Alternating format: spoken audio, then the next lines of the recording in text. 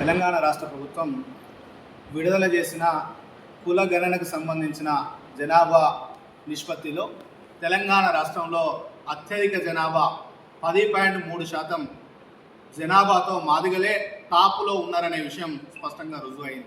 SC రిజర్వేషన్ల వర్గీకరణ కేటాయింపులు జరిగేటప్పుడే మా జనాభా శాతం ఈ తెలంగాణలో 11%కు పైగా మా మాదిగ జనాభా ఉన్నది కాబట్టి మాకు 11% రిజర్వేషన్లు కేటాయించాలి అని చెప్పి మందకృష్ణ మాదిగ గారి నాయకత్వంలో పోరాటాలు చేసిన విషయం మీకు గుర్తు చేస్తున్నాం. గౌరవనీయులు మందకృష్ణ మాదిగ గారు కూడా రేవంత్ రెడ్డి గారిని కలిసే సమయంలో కానీ మాకు 9% కేటాయిస్తే ఆ 9% కేటాయించిన కేటాయింపులను వ్యతిరేకిస్తూ మాకు న్యాయం జరగలేదు, మా జనాభా నిష్పత్తి ప్రకారం న్యాయం జరగాలంటే మాకు 11% వాటా కేటాయించాలని చెప్పి నినాదం చేస్తూ పోరాటం చేసిన విషయం కూడా మీకు గుర్తు చేస్తున్నాం.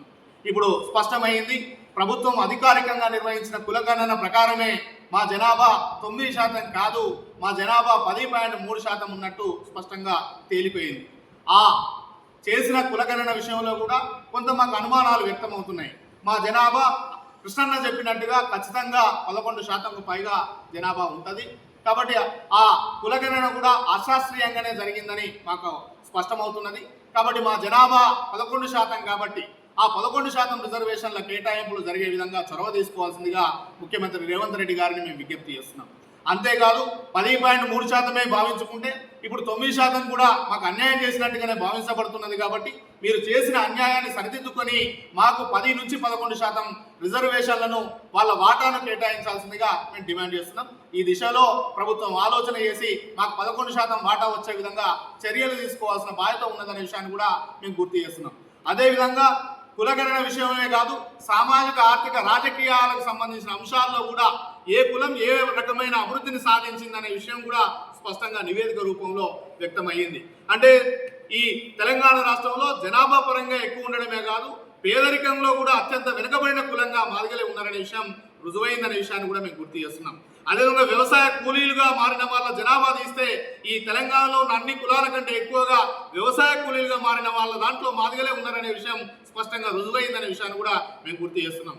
అదేవిధంగా బాల కార్మికుల లిస్టు తీసిన బాల కార్మికుల జాబితాలో కూడా మాదిగలే బాల కార్మికులుగా వాళ్ళ అవసరాల నిమిత్తం కూలీ చేసుకుంటూ వెట్టి చాకిరిలో నిమగ్నమై కుటుంబాన్ని గడపడం కోసం ఇబ్బంది పడుతున్నారనే విషయం కూడా రుజువైందనే విషయాన్ని కూడా మేము గుర్తు చేస్తున్నాం.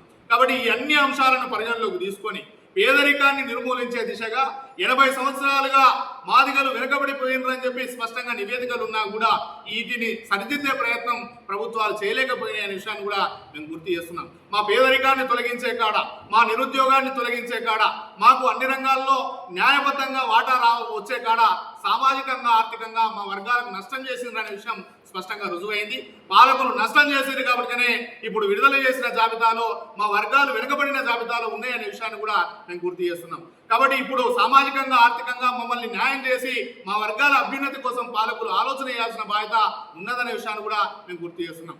అదేవిధంగా రాజకీయపరమైన విషయం కాడికి వస్తే తెలంగాణలో రాజకీయంగా జనాభా ఎక్కువ ఉన్న మాదిగలు తీవ్రంగా నష్టపోయారనే విషయాన్ని కూడా మేము గుర్తు చేస్తున్నాం. రాజకీయంగా మాకు కల్పించాల్సిన ప్రాధాన్యత, మాకు కల్పించాల్సిన వాటా, మాకు కల్పించాల్సిన సీట్ల కేటాయింపులు జరగలేదనే విషయాన్ని కూడా మేము గుర్తు చేస్తున్నాం. తెలంగాణలో అత్యధిక జనాభా ఉన్నా కూడా పార్లమెంటులో ప్రాతినిధ్యం లేని కులంగా మాదిగలు ఉన్నారనే విషయాన్ని కూడా మేము గుర్తు చేస్తున్నాం. 3 పార్లమెంట్ స్థానాలు ఎస్సీ రిజర్వేషన్ ఉంటే ఆ ఎస్సీ రిజర్వేషన్ల 3 పార్లమెంట్ స్థానాల్లో కూడా ఒకటి కూడా మాకు కేటాయించలేదనే విషయాన్ని కూడా మేము గుర్తు చేస్తున్నాం. ఎమ్మెల్సీ స్థానాల్లో కూడా ఇచ్చిన ఎమ్మెల్సీ స్థానాల్లో మా వర్గాలకు మా జనాభా ఎక్కువ ఉన్న ప్రాధాన్యత ఇవ్వలేదనే విషయాన్ని కూడా మేము గుర్తు చేస్తున్నాం. రాజ్యసభ స్థానాల విషయంలో కూడా మాకు అన్యాయమే చేసిరనే విషయాన్ని కూడా మేము గుర్తు చేస్తున్నాం. నామినేటెడ్ పోస్టులకు సంబంధించిన విషయంలో కూడా మా జనాభాకు తగ్గట్టు ప్రాధాన్యత రాకుండా పోయిందనే విషయాన్ని కూడా మేము గుర్తు చేస్తున్నాం. కాబట్టి ఈ అన్యాయాన్ని సరిదిద్దే ప్రయత్నం చేయాల్సిన బాధ్యత కూడా రేవంత్ రెడ్డి గారి ప్రభుత్వం మీద ఉన్నదనే విషయాన్ని కూడా మేము గుర్తు చేస్తున్నాం. ఖచ్చితంగా ఇప్పుడు రాబోయే రాజకీయ పదవుల ప్రకటనల విషయంలో కూడా మాకు జరిగిన అన్యాయాన్ని సరిదిద్ది మాకు న్యాయం జరిగే విధంగా ప్రయత్నం చేయాల్సిన బాధ్యత రేవంత్ రెడ్డి గారి ప్రభుత్వం మీద ఉన్నదనే విషయాన్ని కూడా మేము గుర్తు చేస్తున్నాం. ఈ విషయంలో చాలా స్పష్టంగా సుదీర్ఘంగా జాతి విషయంలో సంపూర్ణమైన అవగాహన కలిగి అనేక విషయాలను అధ్యయనం చేసి ఆధారాలతో సహా మందకృష్ణ మాదిగ గారు ఈ అంశాన్ని ముందుగా అన్ని అంశాలను మన జాతిని చైతన్యం చేసే ప్రయత్నం చేసిందనే విషయాన్ని కూడా మేము గుర్తు చేస్తున్నాం. మందకృష్ణ మాదిగ గారు మా జాతికి రేవంత్ రెడ్డి గారి ప్రభుత్వం వర్గీకరణ కేటాయింపుల్లో, అదేవిధంగా వివిధ సామాజిక ఆర్థిక రాజకీయ సీట్ల పంపకాల కేటాయింపుల్లో మాకు అన్యాయం చేసిరని స్పష్టంగా నివేదికలు చూయిస్తూ మా జనాభాను చూపిస్తూ ప్రభుత్వాన్ని ప్రశ్నిస్తుంటే ఈ జాతిలో మేధావుల ముసుగులో ఉన్న కొంతమంది దళారులు ఈ రోజు మందకృష్ణ మాదిగ గారి నిర్ణయాన్ని వ్యతిరేకిస్తూ మాకు 9% వస్తే సరిపోతుంది, వర్గీకరణ 9% కేటాయించండి అని చెప్పి ప్రభుత్వంతో చర్చలు జరిపిన పరిస్థితి ఉన్నదనే విషయాన్ని కూడా మేము గుర్తు చేస్తున్నాం. ఈ చర్చలు జరపడం అంటేనే మనకు రావాల్సిన జనాభాకు తగ్గ వాటాను 11% కావాలని డిమాండ్ చేయకపోవడం అంటేనే మన జాతులకు అన్యాయం చేసినట్టు అనే విషయాన్ని కూడా మేము గుర్తు చేస్తున్నాం. ఈ మాదిగ మేధావుల ముసుగులో జాతికి అన్యాయం చేసే కుట్రలు చేసే కుహానా మేధావుల పట్ల జాతి అప్రమత్తంగా ఉండాల్సిన బాధ్యత ఉన్నదనే విషయాన్ని కూడా మేము గుర్తు చేస్తున్నాం. మందకృష్ణ మాదిగ గారే మన జాతికి నాయకుడు, మందకృష్ణ మాదిగ గారే మన జాతిని మేల్కొల్పడం కోసం, జాతిని సమగ్రంగా అధ్యయనం చేసి జాతికి న్యాయం చేయడం కోసం అన్ని అంశాల మీద అవగాహన ఉన్న వ్యక్తి. కాబట్టి ఆయన గారి నాయకత్వంలో మనకు జరిగిన అన్యాయాన్ని సరిదిద్దే పోరాటాన్ని తీసుకున్నప్పుడు జాతి ప్రజలందరూ మద్దతుగా ఉండి జాతి పోరాటాన్ని విజయవంతం చేసే బాధ్యత జాతి ప్రజల మీద ఉన్నదనే విషయాన్ని కూడా మేము గుర్తు చేస్తున్నాం. తక్షణమే రేవంత్ రెడ్డి గారి ప్రభుత్వం స్పందించాలి. ఇకనైనా మా జనాభాకు తగ్గట్టు 11% వాటా కేటాయించే విధంగా, అన్యాయాన్ని సరిదిద్దే విధంగా నిర్ణయాలు తీసుకోవాల్సిందిగా మేము గుర్తు చేస్తున్నాం. ఈ విషయంలో రేవంత్ రెడ్డి గారి ప్రభుత్వం నిర్లక్ష్యం చేస్తే రేవంత్ రెడ్డి గారి ప్రభుత్వం మీద పోరాటం చేయడానికి మాదిగ జాతి సిద్ధంగా ఉన్నదనే విషయాన్ని కూడా గుర్తు చేస్తూ, మాకు రిజర్వేషన్ల వర్గీకరణ జరిగింది కాబట్టి ఆ వర్గీకరణ కేటాయింపుల్లో కూడా 9% కాదు, మాకు రావాల్సింది 11%. మా 11% వాటా మాకు కేటాయించే విధంగా నిర్ణయం తీసుకోవాల్సిందిగా రేవంత్ రెడ్డి గారి ప్రభుత్వాన్ని మేము డిమాండ్ చేస్తున్నాం. ఈ విషయంలో వెనకకి తగ్గం. మందకృష్ణ మాదిగ గారు ఏ కార్యాచరణ ఇచ్చినా ఆ కార్యాచరణను విజయవంతం చేయడం కోసం జాతి ప్రజలందరినీ ఏకం చేస్తూ న్యాయబద్ధంగా మాకు రావాల్సిన వాటాను సాధించుకోవడం కోసం సామాజికంగా, ఆర్థికంగా, రాజకీయ రంగాల్లో పేదరికాన్ని నిర్మూలించే వివిధ దశల్లో మాకు ఏ రంగాల్లో ప్రాధాన్యత కావాలో ఆ రంగాల్లో న్యాయబద్ధంగా, చట్టబద్ధంగా రావాల్సిన హక్కుల కల్పన విషయంలో మేము పోరాటం చేస్తూ రేవంత్ రెడ్డి గారి ప్రభుత్వం మీద పోరాటం చేస్తూ అవి తిరిగి సాధించుకుంటామనే విషయాన్ని కూడా గుర్తు. తెలంగాణ రాష్ట్ర ప్రభుత్వం విడుదల చేసిన కుల గణనకు సంబంధించిన జనాభా నిష్పత్తిలో తెలంగాణ రాష్ట్రంలో అత్యధిక జనాభా 10.3% జనాభాతో మాదిగలే టాపులో ఉన్నారనే విషయం స్పష్టంగా రుజువైంది. ఎస్సీ రిజర్వేషన్ల వర్గీకరణ కేటాయింపులు జరిగేటప్పుడే మా జనాభా శాతం ఈ తెలంగాణలో 11%కు పైగా మా మాదిగ జనాభా ఉన్నది. కాబట్టి మాకు 11% రిజర్వేషన్లు కేటాయించాలి అని చెప్పి మందకృష్ణ మాదిగ గారి నాయకత్వంలో పోరాటాలు చేసిన విషయం మీకు గుర్తు చేస్తున్నాం. గౌరవనీయులు మందకృష్ణ మాదిగ గారు కూడా రేవంత్ రెడ్డి గారిని కలిసే సమయంలో కానీ మాకు 9% కేటాయిస్తే ఆ 9% కేటాయించిన కేటాయింపులను వ్యతిరేకిస్తూ మాకు న్యాయం జరగలేదు, మా జనాభా నిష్పత్తి ప్రకారం న్యాయం జరగాలంటే మాకు 11% వాటా కేటాయించాలని చెప్పి నినాదం చేస్తూ పోరాటం చేసిన విషయం కూడా మీకు గుర్తు చేస్తున్నాం. ఇప్పుడు స్పష్టమైంది, ప్రభుత్వం అధికారికంగా నిర్వహించిన కులగణన ప్రకారమే మా జనాభా 9% కాదు, మా జనాభా 10.3% ఉన్నట్టు స్పష్టంగా తేలిపోయింది. ఆ చేసిన కులగణన విషయంలో కూడా కొంత మాకు అనుమానాలు వ్యక్తమవుతున్నాయి. మా జనాభా కృష్ణన్న చెప్పినట్టుగా ఖచ్చితంగా 11%కు పైగా జనాభా ఉంటుంది. కాబట్టి ఆ కులగణన కూడా అశాస్త్రీయంగానే జరిగిందని మాకు స్పష్టమవుతున్నది. కాబట్టి మా జనాభా 11% కాబట్టి ఆ 11% రిజర్వేషన్ల కేటాయింపులు జరిగే విధంగా చొరవ తీసుకోవాల్సిందిగా ముఖ్యమంత్రి రేవంత్ రెడ్డి గారిని మేము విజ్ఞప్తి చేస్తున్నాం. అంతేకాదు 10.3% భావించుకుంటే ఇప్పుడు 9% కూడా మాకు అన్యాయం చేసినట్టుగానే భావించబడుతున్నది. కాబట్టి మీరు చేసిన అన్యాయాన్ని సరిదిద్దుకొని మాకు 10 నుంచి 11% రిజర్వేషన్లను వాళ్ళ వాటాను కేటాయించాల్సిందిగా మేము డిమాండ్ చేస్తున్నాం. ఈ దిశలో ప్రభుత్వం ఆలోచన చేసి మాకు 11% వాటా వచ్చే విధంగా చర్యలు తీసుకోవాల్సిన బాధ్యత ఉన్నదనే విషయాన్ని కూడా మేము గుర్తు చేస్తున్నాం. అదేవిధంగా కులగణన విషయమే కాదు, సామాజిక, ఆర్థిక, రాజకీయాలకు సంబంధించిన అంశాల్లో కూడా ఏ కులం ఏ రకమైన అభివృద్ధిని సాధించిందనే విషయం కూడా స్పష్టంగా నివేదిక రూపంలో వ్యక్తమయ్యింది. అంటే ఈ తెలంగాణ రాష్ట్రంలో జనాభా పరంగా ఎక్కువ ఉండడమే కాదు, పేదరికంలో కూడా అత్యంత వెనుకబడిన కులంగా మాదిగలే ఉన్నారనే విషయం రుజువైందనే విషయాన్ని కూడా మేము గుర్తు చేస్తున్నాం. అదేవిధంగా వ్యవసాయ కూలీలుగా మారిన వాళ్ళ జనాభా తీస్తే ఈ తెలంగాణలో ఉన్న అన్ని కులాల కంటే ఎక్కువగా వ్యవసాయ కూలీలుగా మారిన వాళ్ళ దాంట్లో మాదిగలే ఉన్నారనే విషయం స్పష్టంగా రుజువైందనే విషయాన్ని కూడా మేము గుర్తు చేస్తున్నాం. అదేవిధంగా బాల కార్మికుల లిస్టు తీసిన బాల కార్మికుల జాబితాలో కూడా మాదిగలే బాల కార్మికులుగా వాళ్ళ అవసరాల నిమిత్తం కూలీ చేసుకుంటూ వెట్టి చాకిరిలో నిమగ్నమై కుటుంబాన్ని గడపడం కోసం ఇబ్బంది పడుతున్నారనే విషయం కూడా రుజువైందనే విషయాన్ని కూడా మేము గుర్తు చేస్తున్నాం.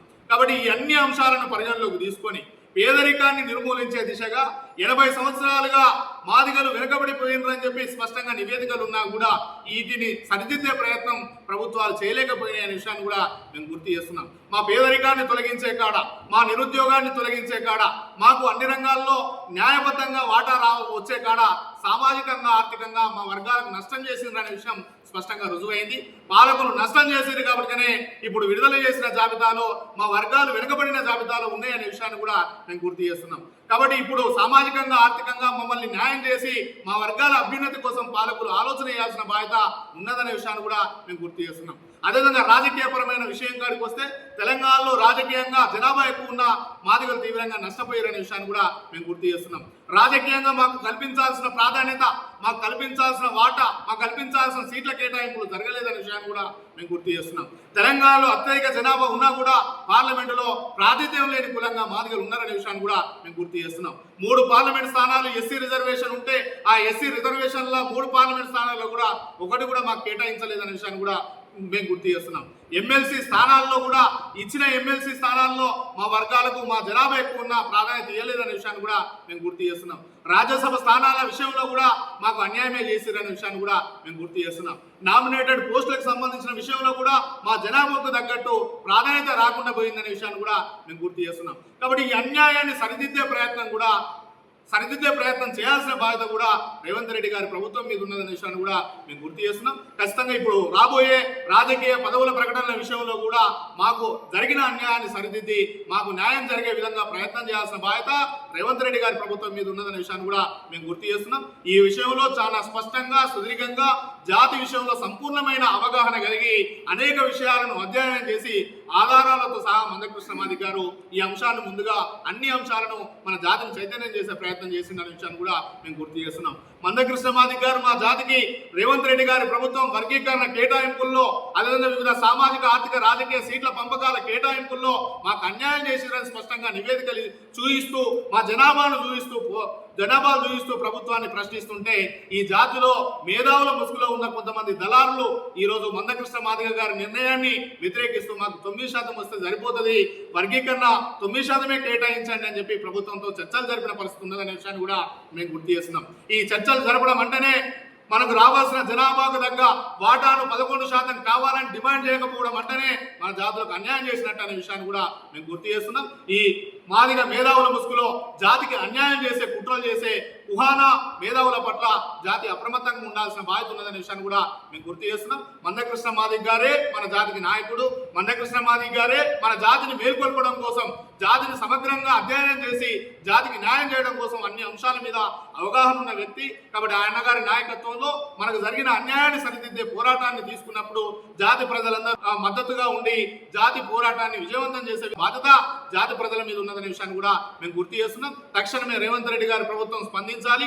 ఇకనైనా మా జనాభాకు తగ్గట్టు 11% వాటా కేటాయించే విధంగా, అన్యాయాన్ని సరిదిద్దే విధంగా నిర్ణయాలు తీసుకోవాల్సిందిగా మేము గుర్తు చేస్తున్నాం. ఈ విషయంలో రేవంత్ రెడ్డి గారి ప్రభుత్వం నిర్లక్ష్యం చేస్తే రేవంత్ రెడ్డి గారి ప్రభుత్వం మీద పోరాటం చేయడానికి మాదిగ జాతి సిద్ధంగా ఉన్నదనే విషయాన్ని కూడా గుర్తు చేస్తూ మాకు రిజర్వేషన్ల వర్గీకరణ జరిగింది కాబట్టి ఆ వర్గీకరణ కేటాయింపుల్లో కూడా 9% కాదు, మాకు రావాల్సింది 11%. మా 11% వాటా మాకు కేటాయించే విధంగా నిర్ణయం తీసుకోవాల్సిందిగా రేవంత్ రెడ్డి గారి ప్రభుత్వాన్ని మేము డిమాండ్ చేస్తున్నాం. ఈ విషయంలో వెనకకి తగ్గం. మందకృష్ణ మాదిగ గారు ఏ కార్యాచరణ ఇచ్చినా ఆ కార్యాచరణను విజయవంతం చేయడం కోసం జాతి ప్రజలందరినీ ఏకం చేస్తూ న్యాయబద్ధంగా మాకు రావాల్సిన వాటాను సాధించుకోవడం కోసం సామాజికంగా ఆర్థికంగా రాజకీయ రంగాల్లో పేదరికాన్ని నిర్మూలించే వివిధ దశల్లో మాకు ఏ రంగాల్లో ప్రాధాన్యత కావాలో ఆ రంగాల్లో న్యాయబద్ధంగా చట్టబద్ధంగా రావాల్సిన హక్కుల కల్పన విషయంలో మేము పోరాటం చేస్తూ రేవంత్ రెడ్డి గారి ప్రభుత్వం మీద పోరాటం చేస్తూ అవి తిరిగి సాధించుకుంటామనే విషయాన్ని కూడా గుర్తు